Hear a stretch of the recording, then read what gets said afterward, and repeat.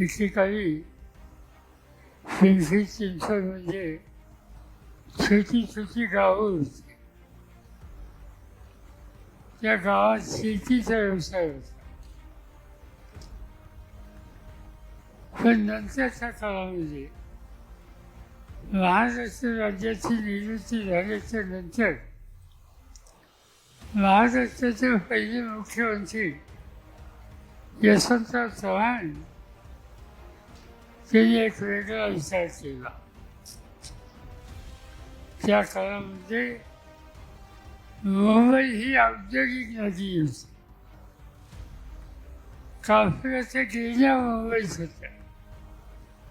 छोटे मोठे उद्योग मुंबईत होते. पण ही उद्योगाची मालिका मुंबईच्या बाहेर नाही हा विचार यशवंतराव चव्हाणांच्या मनात होता. आणि त्याच काळामध्ये जमशेदपूरला टाटाचा कारखाना असताना एक ऑटोमोबाईलचा कारखाना काढण्याचा विचार टाटांनी जमशेदपूरला केला.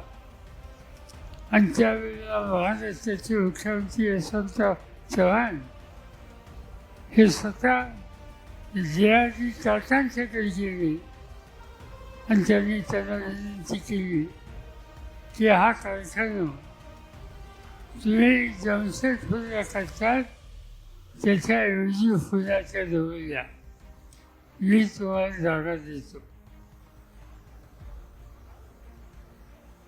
टाटांनी मान्य केलं. त्यांचे अधिकारी आले, जागा पाहिली, राज्य सरकारने जागा दिली. एक टेल्कोचा कारखाना उभा राहिला आणि शेकडो छोटे मोठे कारखाने या ठिकाणी